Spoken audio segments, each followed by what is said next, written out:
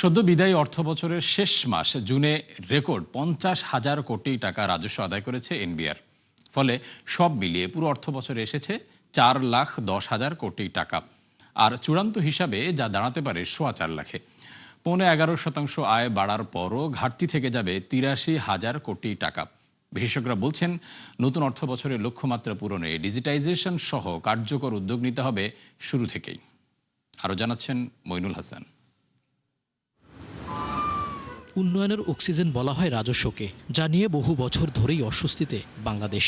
কখনো রাজনৈতিক অস্থিরতা, কখনো বা বৈশ্বিক সংকটে ব্যবসা বাণিজ্য থেমে যাওয়ায় ব্যাহত হয় আদায় কার্যক্রম। তবে সেসব ছাপিয়ে প্রথমবারের মতো এক অর্থ বছরে 4 লাখ কোটি টাকা আয়ের রেকর্ড গড়ল জাতীয় রাজস্ব বোর্ড এনবিআর। তথ্য বলছে, প্রাথমিক হিসাবে আদায় হয়েছে 4,10,000 কোটি টাকা, যা আরও 10,000 কোটি টাকা বাড়তে পারে চূড়ান্ত হিসাব শেষে।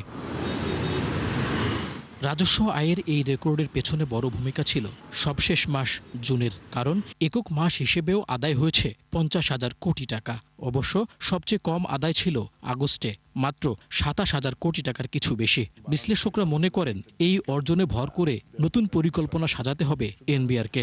ট্যাক্স পেয়ার ফ্রেন্ডলি এবং business friendly growth supporting revenue policy এবং রেভিনিউ অ্যাডমিনিস্ট্রেশন তৈরি করা, এটা আমি মনে করি নতুন চেয়ারম্যান মহোদয়ের জন্য একটা গুরুত্বপূর্ণ বিষয়। তথ্য অনুযায়ী বছর ব্যবধানে এনবিআর এর আয় বেড়েছে 39,500 কোটি টাকা বা 11.5%। এই সময়ে মোট আয়ের 2/3 এসেছে পরোক্ষ করের মাধ্যমে, আর সবচেয়ে বেশি 1,56,000 কোটি টাকা এসেছে মূসক থেকে। 43,000 কোটি টাকার ঘাটতি ছিল আয়কর ও ভ্রমণ করে।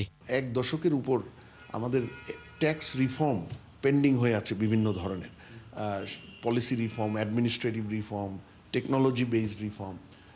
তো সেই রিফর্মগুলো চালু হতে হবে। আমরা ইতিপূর্বে দেখেছি যে চেয়ারম্যান বা রাজনৈতিকভাবে ইচ্ছা থাকা সত্ত্বেও অভ্যন্তরীণ বিভিন্ন ধরনের অনীহা এবং অনিয়ম দুর্নীতিকে প্রশ্রয় দেওয়ার এক ধরনের প্রবণতার কারণে এগুলোকে ডিজিটালাইজেশনে যাওয়া যায়নি। আমরা দেখতে চাইবো যে এনবিআর এর নতুন চেয়ারম্যান মহোদয় লক্ষ্য ঠিক করে কিভাবে ডিজিটালাইজেশনের দিকে যান।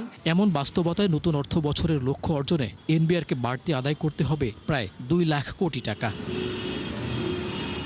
মইনুল হাসান, 71, ঢাকা।